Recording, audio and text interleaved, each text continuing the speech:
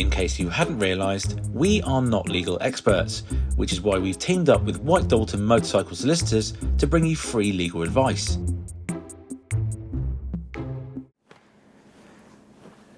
Who is this? I don't know. I thought you were about to sit on his face. No, I'm not. No. Is he an actor? He looks a bit... Is he famous? I've never seen that man in my life before. If anyone knows who he is, if you could comment below. I won't sit on him. I'll just put him there. There we go. You can just look at him. Cradle him. Gav, once again, thanks for joining us. Thanks for having me. And you lot, welcome to another Legal Corner. So what we got today then, Gav? So, I have shown the viewers a lot of videos about other people.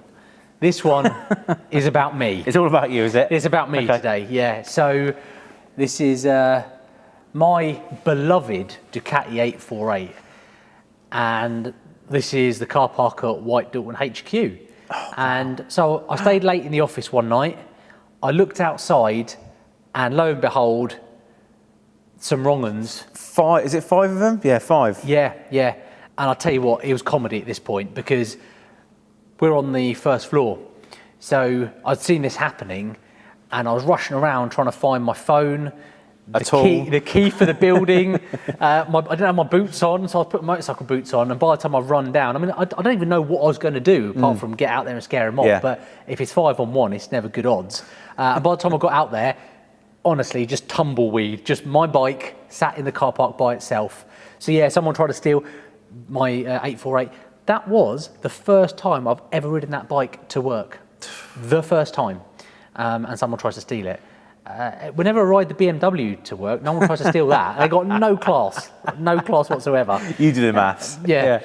So, right, actually, the purpose of today's video is talking about wrong uns. From one set of wrong uns to a video about another set of wrong uns.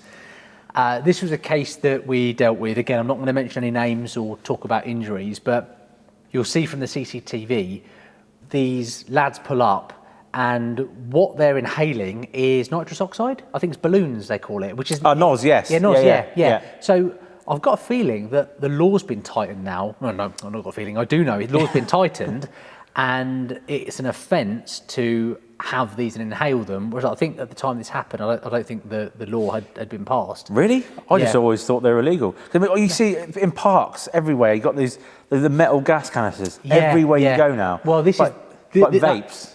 And that's the impact it's had. So it's forced people into a law change, and I think there's, I might put it in the comments below what the legislation is, but this particular case, they pull up, they're inhaling the nitrous oxide, not just the passenger, the driver, and then you've got biker doing absolutely nothing wrong, just going through the junction, and they take him out. And he drove off? The white car driver left the scene, didn't stop. Now, that is sickening. I know we talk about wrong uns, stealing someone's bike is one thing. Smashing someone off their bike and then leaving them in the road just to bleed out, you've got to be pretty low. Did they find him? No, so actually, when the case came to us as lawyers, one of the first things that we do is go and get the police report. What did the police do? Because they are the first responders. They are the ones that are tasked with finding out who the driver is. They never found the driver in that case. So... But they know the car, they know the address it's registered to. Yeah, and so, no one, going back to what we said before, we did a video before this, didn't we? Yeah. You did the hard work, put the groundwork in, found out who it was. Yeah. But this time you just... No, so the police, you're absolutely right. What can they do? They can find the registration number. They can then try and trace it through ANPR checks, CCTV. This all comes down to how big is the case the police are dealing with? Because if this had been a kidnapping of a child, if this has been a murder, you can imagine they are going to throw a huge amount of resource. And on balance, are they going to find the vehicle, trace the driver? Probably yes, because we've got some really good police work in this country. In this case, and I don't know the full extent, so I don't want to sit here and speak ill of the investigating officer, but driver of that vehicle was not traced. We had no one to sue or bring the claim against on behalf of the biker, so we go to the MIB. So the Motor Insurers Bureau deal with, I've mentioned this before, 2 types of cases, uninsured drivers or untraced drivers. Right. So in this case, classic untraced. And the video, really important, because if you bring a claim against the MIB, they will investigate and work out is there an untraced driver involved here?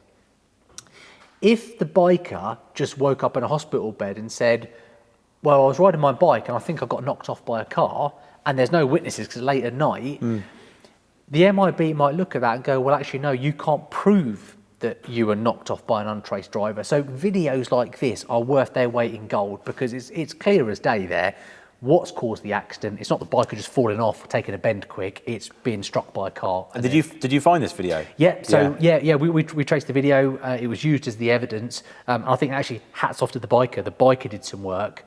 Whether he was grumpy with the police and not tracing the driver or not, but he managed to find out there was a video camera there, get the evidence, and and that is used then in the MIB claim. So the MIB paid out on that, albeit the driver was never actually traced. Shocking. Now, on the topic of cameras, Yeah. can be really good, can help your case, can also cause you a spot of bother. So we've got a fellow biker here on an old Kawasaki, by the looks of it, and in a town centre, in an evening, we've got an unmarked roads policing car. Oh, the nastiest. Yes, yeah, you don't see them. And I mean, nowadays they're getting better and better, aren't they? Yeah, you used to be able to see the extra aerials Yeah. and all the extra lights. No chance, it just looks like a normal saloon or estate car. So, slightly exuberant riding. I mean, it's a wheelie, okay? I mean, it's a wheelie, but I mean, it's a very poor one. And I mean, it's in the middle of town centre, so I don't expect him to pull like a massive... 12 o'clocker. Yeah. But right in front of the police, that is like catnip, to the old Bill. I mean, the old Bill's driving, it was questionable. You see when he pulls off after the biker, he almost wipes out a cyclist and a pedestrian. But Really? I didn't. Okay, really? yeah, if you watch it again, actually. Yeah.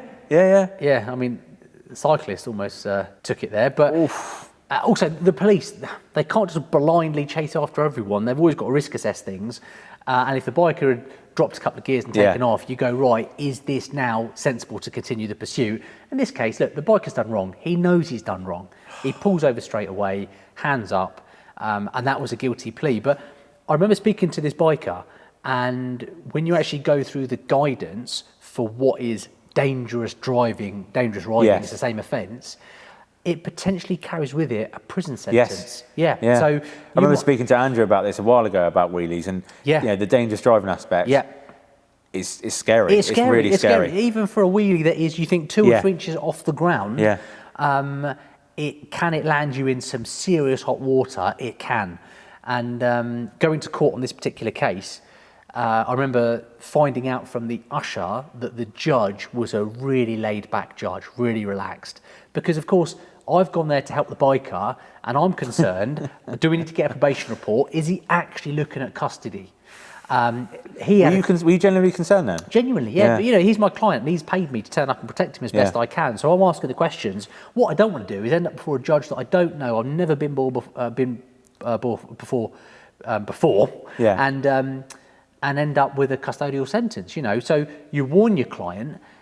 We do everything to prepare it, to make sure we've got good character witnesses, people that can turn up and speak to his good character. Now, thankfully, he had no previous whatsoever. So he had a clean licence, he's never been in trouble with the old bill before, and the judge, it's like pushing at an open door. I stand up, make my submissions, and the judge was very kind. He said, look, I'm not looking to bang him up, so you can speed this up, we can all sit down. And get to the lowest level, which is a community order. Okay. So no custody, no suspended sentence. No, it's community service, and sadly, you do lose your license. So if you're convicted of driving dangerously, it is a mandatory ban. How long did he get? So I've got a feeling, I'll have to look at the papers. I don't want to sit here and go 6 months or 2 months. Yeah. There's a minimum period that you'll be disqualified for, and if you're convicted of dangerous, you then need to do an extended retest. Okay, so it's painful. Just for that, because when you look at it closer, you see all it's a late at night, as you said. There's a couple of lads pissed up, egging them on. I've done it.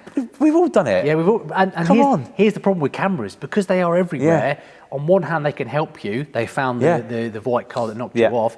On the other hand, they can really land you in hot water. If you do this sort of thing, don't do it in town centres. You know, you want to be doing it out and about, away from people, where your risk of harm is a lot lower. I'm not condoning wheeling, by the way. That's not what I'm saying. No, neither do I. It's disgusting. It's terrible. It's not big. behaviour. It's not clever. Yeah. And you're a bit of a dick if you do wheelies. Don't be a dick. Yeah. Well, they are kind of cool though. You said it, Gav. Not me. Well, thanks, Gav. I'll see you in a few weeks, no doubt. Also, thank you to It's Coty Autotali. Yes. Not the other way around. Yeah. It's home garage. And that's the way it's supposed to be. So, yeah.